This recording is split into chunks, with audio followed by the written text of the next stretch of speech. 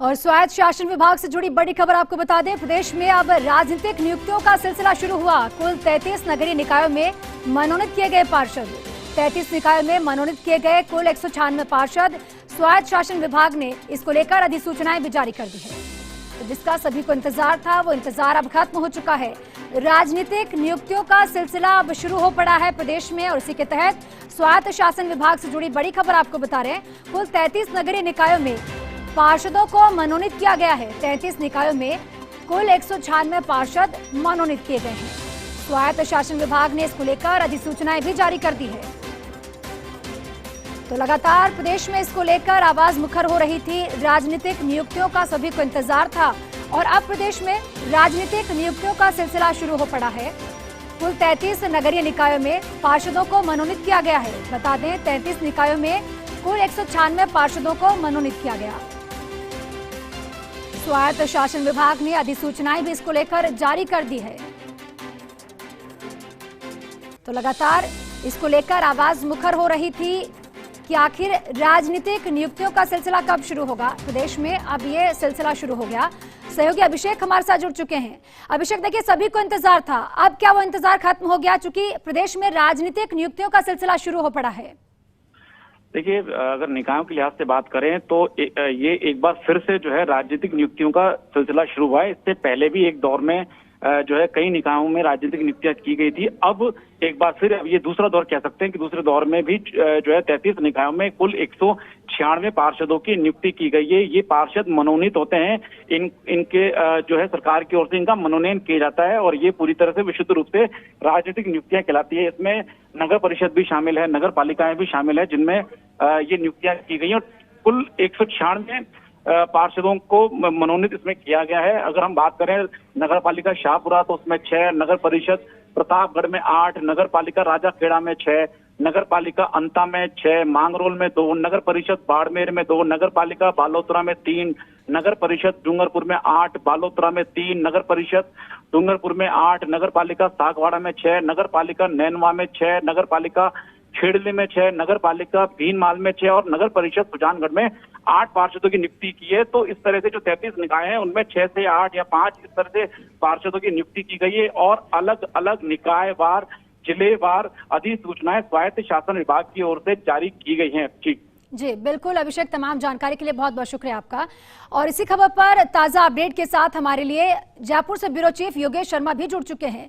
योगेश जी, देखिए, हर तरफ आवाज इन दिनों मुखर हो रही थी कि आखिर राजनीतिक नियुक्तियां कब होंगी, और अब ये सिलसिला शुरू हो चुका है। कुल 33 नगरीय निकायों में पार्षदों को मनोनीत किया गया। ज्योति, अब राजनीतिक नियुक्तियों की जो सौगात है वो मुख्यमंत्री अशोक गहलोत ने देनी शुरू कर दी है। और ये जो मनोनीत पार्षद होते हैं, ये अपने आप में राजनीतिक तौर पर जो निचली इकाइयां होती हैं, जो शहरी इकाइयां होती है, उनमें एक बहुत ही महत्वपूर्ण कड़ी होते हैं। इनकी सिफारिश भी वहाँ के विधायक करते हैं, वहाँ का संगठन करता है। और कांग्रेस में जैसी परंपरा रही है, मोटे तौर पर सोशल इंजीनियरिंग के जरिए मनोनीत पार्षदों का चयन भी होता है, और उसके जरिए वो राजनीतिक जो निचली राजनीति होती है उसको साधने का काम करते हैं। इन्हीं कारणों से किसी नेता को पार्षद का टिकट नहीं मिल पाता, उसको राजनीतिक नियुक्ति के जरिए मनोनीत पार्षद बनाया जाता है। इन्हीं कारणों से कोई जातिगत राजनीतिक समीकरण जो साधने का है वो काम इसके जरिए किया जाता है। तो एक तरह से कहा जाए तो, जैसा हम पहले ही कह चुके थे कि जून में बड़ी तादाद में तकरीबन 15,000 के आसपास राजनीतिक नियुक्तियां अलग अलग महकमों में की जानी है, चाहे वो जिला स्तर की हो, चाहे वो शहरी स्तर की हो, चाहे पंचायत स्तर की हो। और अभी जिस तरह का आज नियुक्तियों का ऐलान किया है अलग अलग, जैसा अभिषेक श्रीवास्तव जी बता रहे थे, तो ऐसा यही लग रहा है कि इन नियुक्तियों के जरिए एक तरह का राजनीतिक संदेश यहाँ पर मुख्यमंत्री ने देने का जो है वो प्रयास किया है।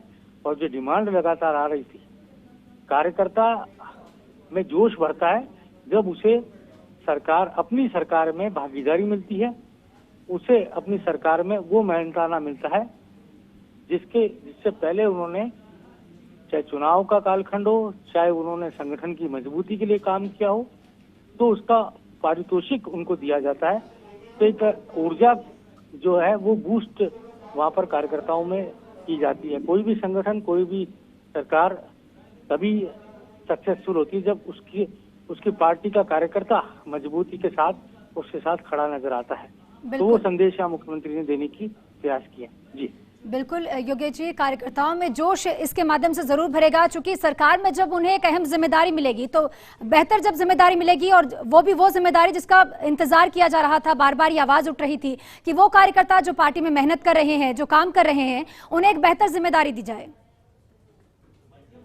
ये बात बिल्कुल सही है, क्योंकि बहुत दिनों से डिमांड थी और काफी समय भी हो गया था, और नियुक्तियों को लेकर जहाँ जहाँ चुनाव हो चुके थे नगर पालिकाओं में, वहाँ चेयरमैन बन गए, बोर्ड बन गए, तो मनोनीत पार्षद की लगातार डिमांड हो रही थी। तो ये बड़ी घोषणाएं हैं और इनके जरिए कार्यकर्ता बिल्कुल लगातार ये आवाज मुखर हो रही थी, और अब सीएम अशोक गहलोत ने कार्यकर्ताओं को सौगात देनी शुरू कर दी। तमाम जानकारी के लिए बहुत बहुत शुक्रिया।